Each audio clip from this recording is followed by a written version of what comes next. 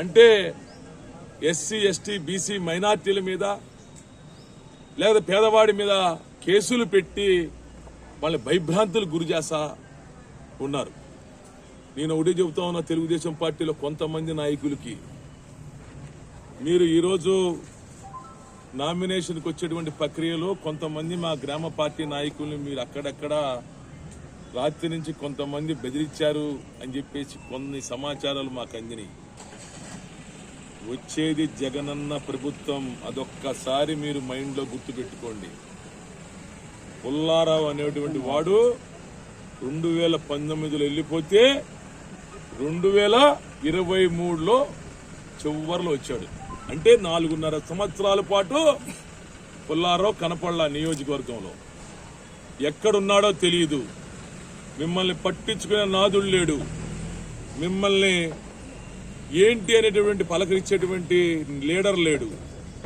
చెబుతా ఉన్న సర్పంచ్ ఎన్నికలు వదిలేశాడు, ఎంపీటీసీ ఎన్నికలు వదిలేశాడు, జెడ్పీటీసీ ఎన్నికలు వదిలేశాడు, కౌన్సిలర్ ఎన్నికలు వదిలేశాడు. మీరు కనీసం మిమ్మల్ని ఏమిటి అని అడిగేటువంటి పరిస్థితి లేదు. మీరు పుల్లారావు నమ్మి మీరు అక్కడక్కడ మా పార్టీ నాయకుల్ని కొద్దేదో మీ ప్రభుత్వం వస్తా ఉంటది అని చెప్పేసి ఏదో మీరు కొంతమందిని బెదిరిస్తా ఉన్నట్టు సంగతి మాకు అక్కడక్కడ వినపడతా ఉంది. రాత్రి నుంచి చెబుతా ఉన్నా, ఇక్కడ ఉంది అనిల్, ఇక్కడ ఉంది మనోహర్, అక్కడ ఉంది మా జగనన్న. పుల్లారావు ఉండడు. అర్థమైంది కదా? తెలుగుదేశం పార్టీ నాయకులు కొంతమందికి అది కూడా, ఎందుకంటే ఆల్రెడీ కొంతమంది లోపాయకారికంగా మాతో మద్దతు తెలియజేస్తా ఉన్నారు, కొంతమంది ప్రత్యక్షంగా కూడా తెలియజేస్తా ఉన్నారు. కొంతమంది చెప్తా అయిపోయిన తర్వాత చెప్తాను, అన్నీ చెప్తాము. ఎందుకంటే మేము ఒక పద్ధతి ప్రకారం ఎలక్షన్ చేయాలనుకుంటా ఉన్నాం. 5 సంవత్సరాల కాలంలో మేము ఎవరిని ఇబ్బంది పెట్టాలా, ఏ కేసులు పెట్టాలా, సంక్షేమాన్ని వచ్చేటువంటి సంక్షేమాన్ని ఆపలా, రావాల్సినటువంటి సంక్షేమాన్ని ఇవ్వకుండా చేయలా, అన్నీ చేశాం. ఇళ్ల పట్టాలు కూడా ఇచ్చాం. కానీ సాక్షాత్తు మొన్న పుల్లారావు మీటింగ్ లో ఆర్ఎంపీల సమావేశంలో మాట అన్నాడు, నాకు ఓటేసిన వాళ్ళకే నేను ఈసారి పనిచేస్తాను, సంక్షేమానికి ఇస్తామని చెప్పేసి. ఇదే మాట 2014 నుంచి 2019కి అన్నావు. నువ్వు చేశావు కాబట్టి 2019లో నీకు ప్రజలు బుద్ధి చెప్పారు. ఇంకా నువ్వు ఈ చిలకలూరుపేట నియోజకవర్గంలో ప్రజల యొక్క మద్దతుని, ప్రజల యొక్క సహకారాన్ని నువ్వు కోల్పోయావు. ఈరోజు నువ్వు చేసిన దుర్మార్గాలు, నీ భార్య వెంకయ్యమ్మ గారు చేసిన దుర్మార్గాలు ప్రజలు మనసుల్లో, ప్రజల యొక్క గుండెల్లో ఇంకా మర్చిపోలా వాళ్ళు. నువ్వు దీపావళి మందులు కూడా నీ మనుషులు పెట్టినందుకు, నీ పార్టీ నాయకులు పెట్టినందుకు, ఎక్కడో పాపం 6 వయసులు దీపావళి మందుల షాపులు పెట్టుకుంటే పోలీసులతో దాడులు చేపించి మందుల షాపులు కూడా మూపించావు. నీరు చెట్టు కింద భూములు తవ్వేశావు, అక్రమ కేసులు పెట్టావు, దాడులు చేశావు, మైనార్టీలను హింసించావు, ఎస్సీలను అక్రమంగా వాళ్ళ భూముల మీద దాడులు చేసి కేసులు పెట్టి భూములు తవ్వేశావు. ఇవన్నీ నువ్వు చేశావు. ప్రజలు ఇంకా మర్చిపోలా.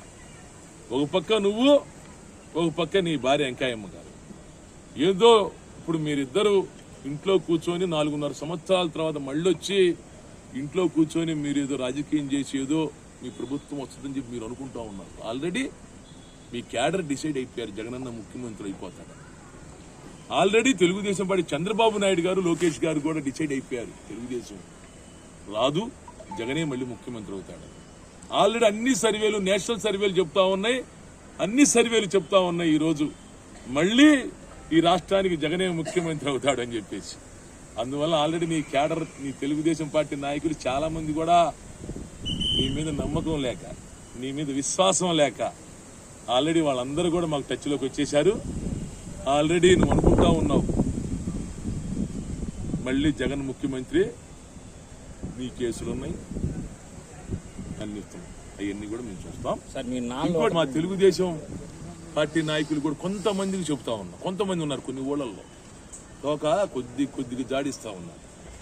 అది అవి కూడా చెప్తాం. చెప్పండి. ఇప్పుడు మీరు పుల్లారావు ఏ ఊరు నుంచి వచ్చాడండి? ఏ జిల్లా నుంచి వచ్చాడు? ఏ జిల్లా నుంచి?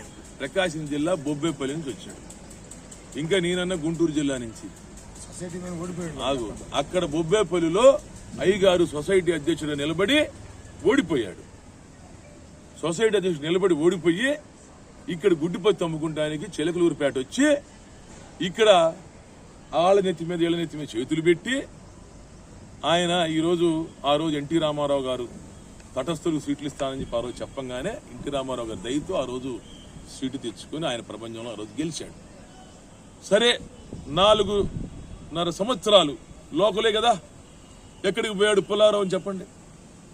ఎక్కడా ప్రత్యక్షమయ్యాడు?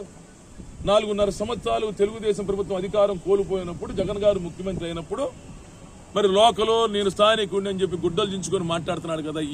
ఈ 4 నెలల కింద వచ్చినటువంటి షోకాల్ లీడర్ ఎక్కడికి పోయాడు?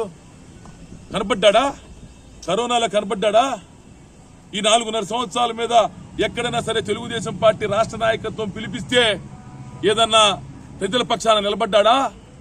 ప్రజల తరపున పోరాటం చేశాడా? పార్టీ నాయకులు తరపున ఏదన్నా సరే వెళ్ళాడా?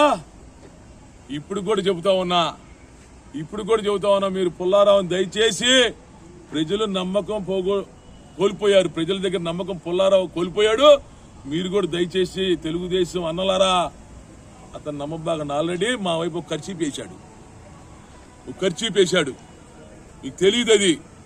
మా వైపు ఖర్చు అతను ఆల్రెడీ మొన్న ఒక 4 నెలల క్రితం దాకా ఖర్చు పోటీ వేశాడు. అక్కడ మా దగ్గర పప్పులు ఉడకపోయేటప్పటికే మళ్ళీ చంద్రబాబు నాయుడు గారి దగ్గరికి వెళ్ళి మళ్ళీ బతిలాడి భంగపడి మళ్ళీ సీటు తెచ్చుకున్నాడు. చూస్తామని ఉన్నారు కదా. ఈరోజు నిన్నటి దాకా ఇంట్లోంచి అయ్యగారు బయటికి రాలా, ఇప్పుడు గడప తిరుగుతున్నాడు. అక్కడే అర్థమైపోలా. ఇక్కడ పని చేసేటువంటి